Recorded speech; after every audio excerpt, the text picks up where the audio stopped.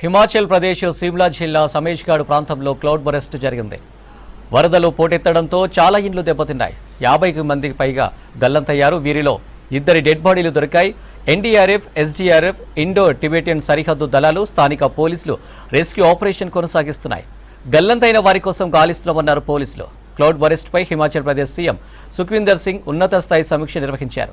Rescue operation పై ఆరా తీశారు. సహాయక చర్యలు ముమ్మరం చేయాలని ఆదేశించారు.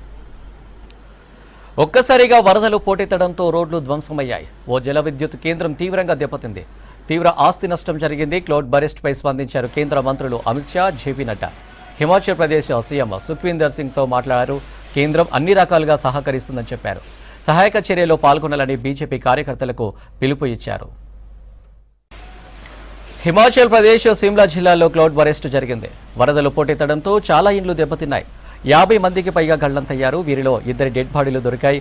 ఎన్డీఆర్ఎఫ్, ఎస్డీఆర్ఎఫ్, ఇండో టిబెటియన్ సరిహద్దు దళాలు, స్థానిక పోలీసులు రెస్క్యూ ఆపరేషన్ కొనసాగిస్తున్నాయి. గల్లంతైన వారి కోసం గాలిస్తున్నామన్నారు పోలీసులు.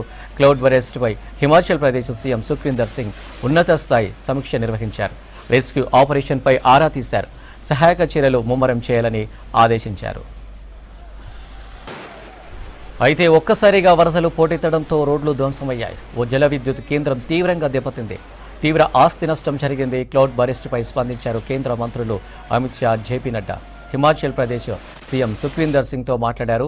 కేంద్రం అన్ని రకాలుగా సహకరిస్తుందని చెప్పారు.